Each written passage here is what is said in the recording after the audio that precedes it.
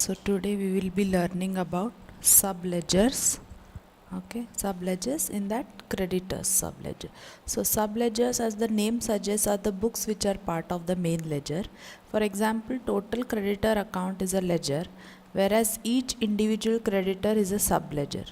So total creditor account is a group of all individual creditors and will have a cumulative balance of all the creditors. Okay, so let's see one example which will help us to understand the concept of subledgers.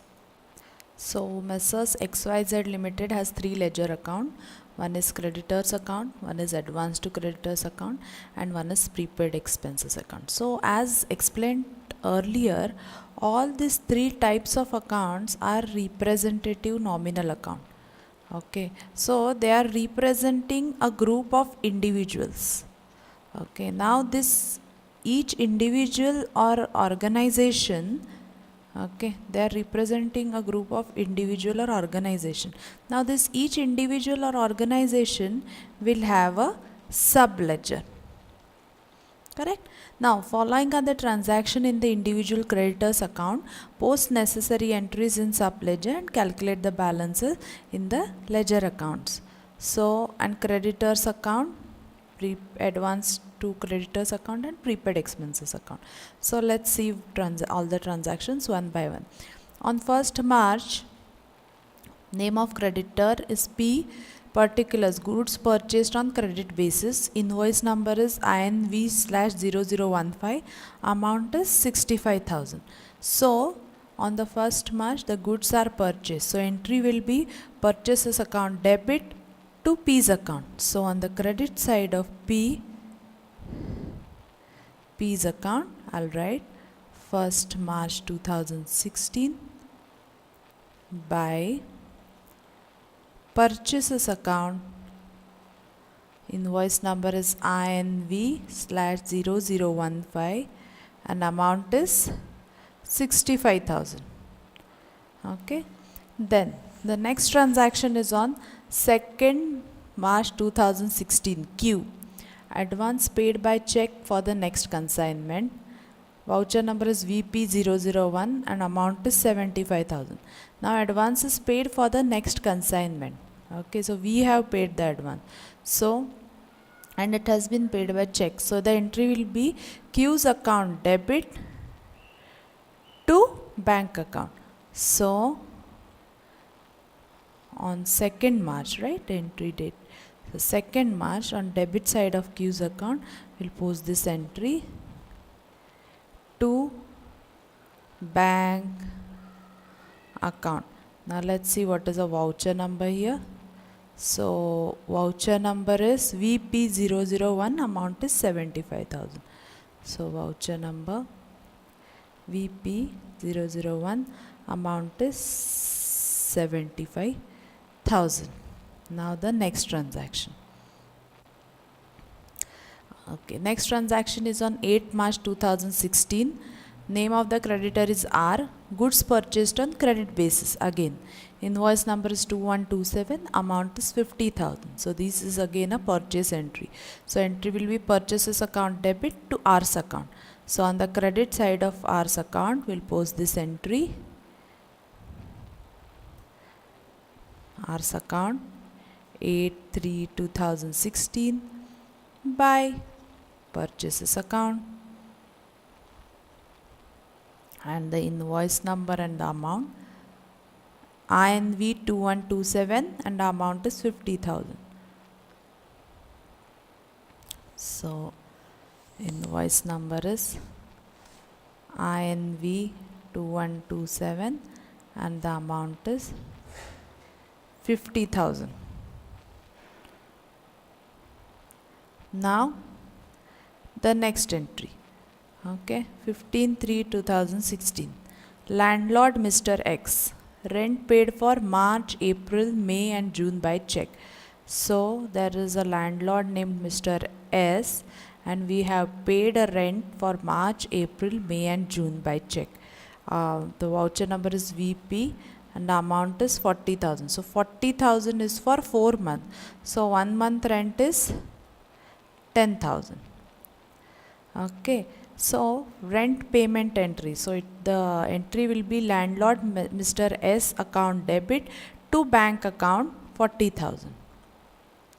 So on 15/3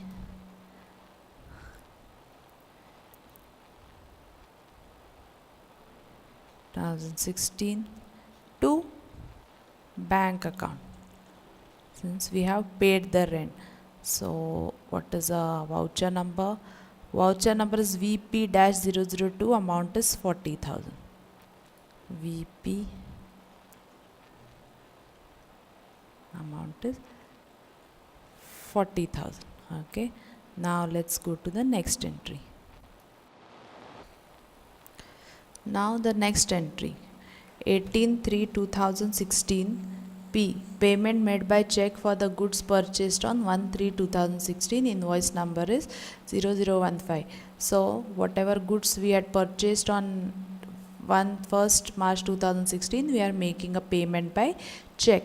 So the entry will be P's account debit to bank account. So on the debit side of P's account, 18/3/2016 to bank account, and the voucher number is VP003, amount is 65,000. So we had purchased goods worth rupees 65,000 on 1st March 2016, and for that we have made the payment now. Then 23/2016 advance payment made by check to Mr. T, VP004, 25,000. So again the entry will be T's account debit to bank account. Okay, so 23/2016 T's account debit side, 23/2016 to bank account. So we have made some advance payment to Mr. T. Now what is the voucher number? Voucher number is VP-004, amount is 25,000.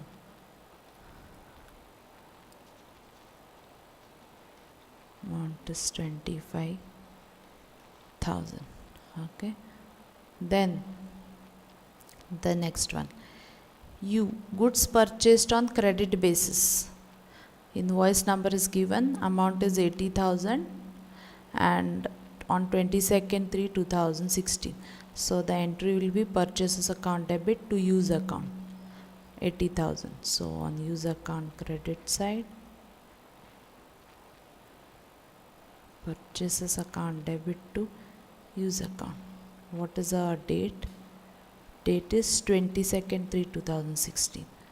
So 22/3/2016 by purchases account, and what is the invoice number?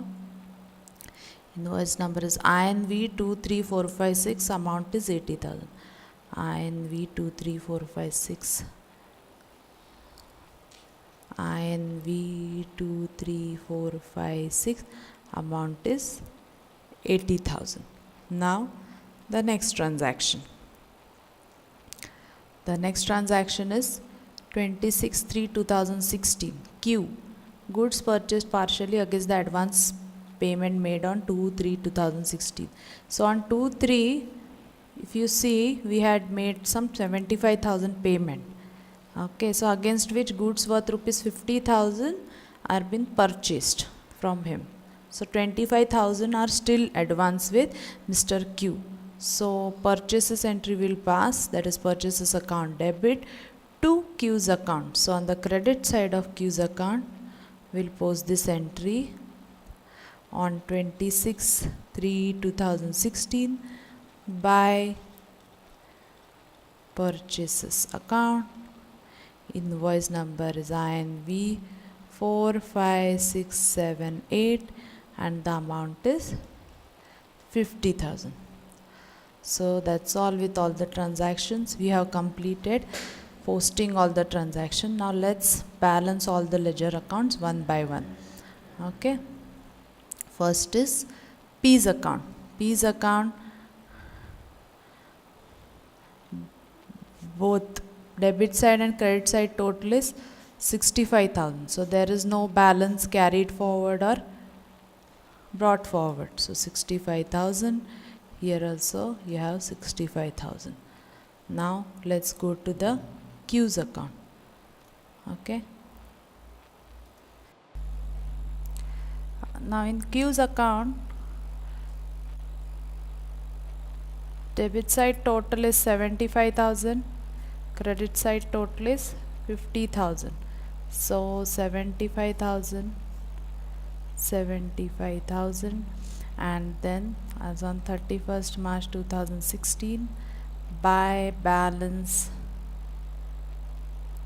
carried down is 25,000, and then on 1st April 2016, to balance brought down is 25,000. Okay. Now if you see, Q's account is showing us a debit balance of 25,000. So 25,000 debit. So this is advance which is given to Q, that is advance to the creditors.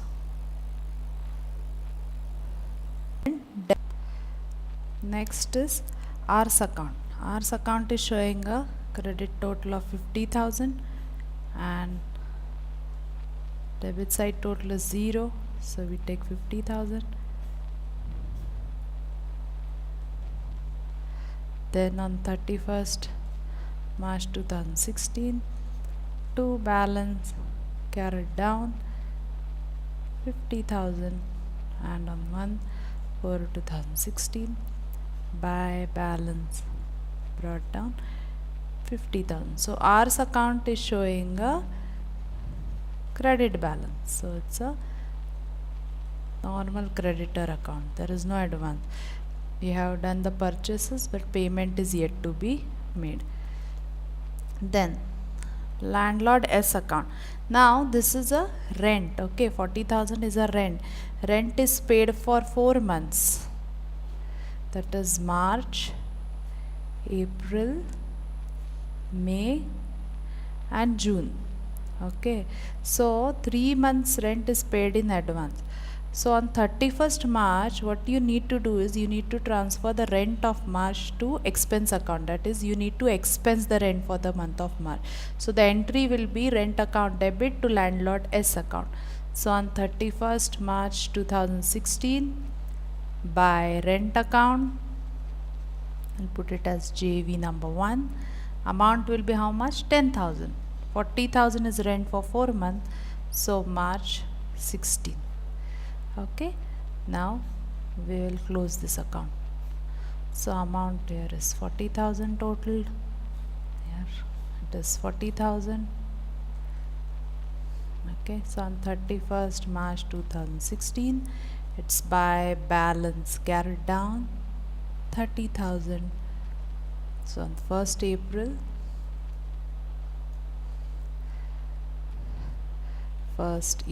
2016, to balance brought down 30,000. Now if you see, S account is showing a debit balance of 30,000. So this is advance rent which is paid. So this is an example of prepaid expenses. Okay. Next, T's account. T's account, again the total in the debit side is 25,000. Credit side total is also 25,000.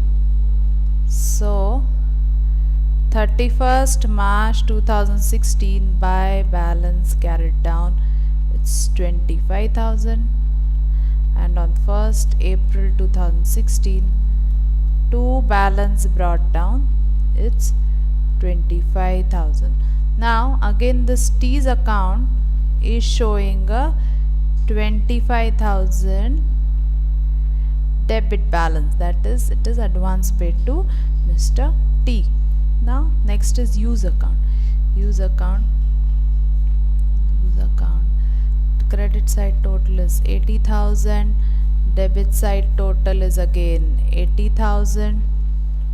So on 31st March 2016, to balance carried down 80,000, and 1/4/2016 by balance brought down 80,000. Okay, so this use account is showing a 80,000 credit balance. Okay, so now let's summarize all the two. Now there are three main ledger accounts here. Let's see. One is creditors account, advance to creditors account, and prepaid expenses account. So we'll summarize it. Creditors account, advance to creditors account, and prepaid expenses account. Okay, so whatever creditors have credit balance, we'll note it here. Then whatever creditors have debit balance, we'll group it here. And whatever are the prepaid expenses, in this case there is a rent paid, advance rent paid, so we'll group it here. Now let's see one by one. Okay, so one is P. There is no balance which has been carried forward or brought forward, so there won't be any thing which will be grouped. Q's account is showing a debit balance of 25,000, correct? Q's account 25,000 debit balance, so Q's account 25,000. Okay, now the next one here. Now the next account is R's account. R's account is showing a credit balance, so of how much? Of 50,000. So R's account will be grouped here. R is equal to 50,000. Then next is S account, landlord S account. This is a advance rent, 30,000 debit. So landlord S account will be grouped here. Landlord S, and amount is 30,000. Then the next one is T account. T account is showing 25,000 debit balance. So T's account will be here.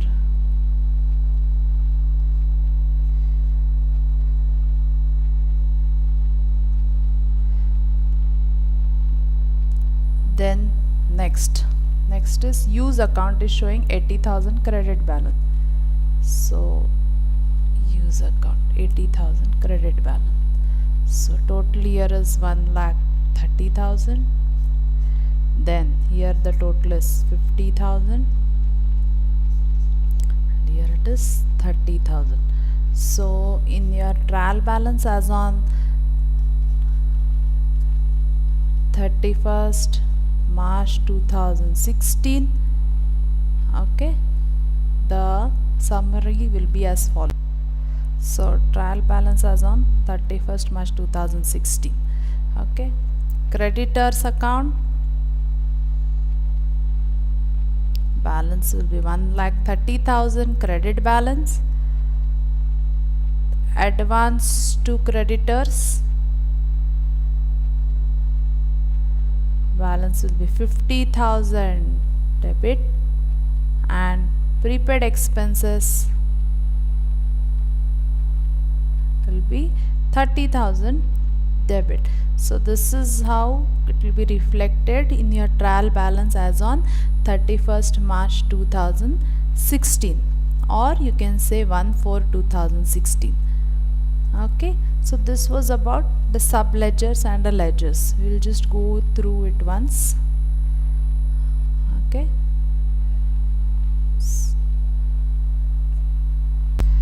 as explained earlier, subledger is a nothing but it's like your ledger account only, but because it's not practically feasible to represent each and every creditor, each and every party to whom advance or prepaid expenses have been done, and each and every other creditors to whom advance is given, what we are doing is we are maintaining a subledger for individual creditors, and then the total or cumulative balance is grouped as either creditors, advance to creditors, or prepaid expenses account.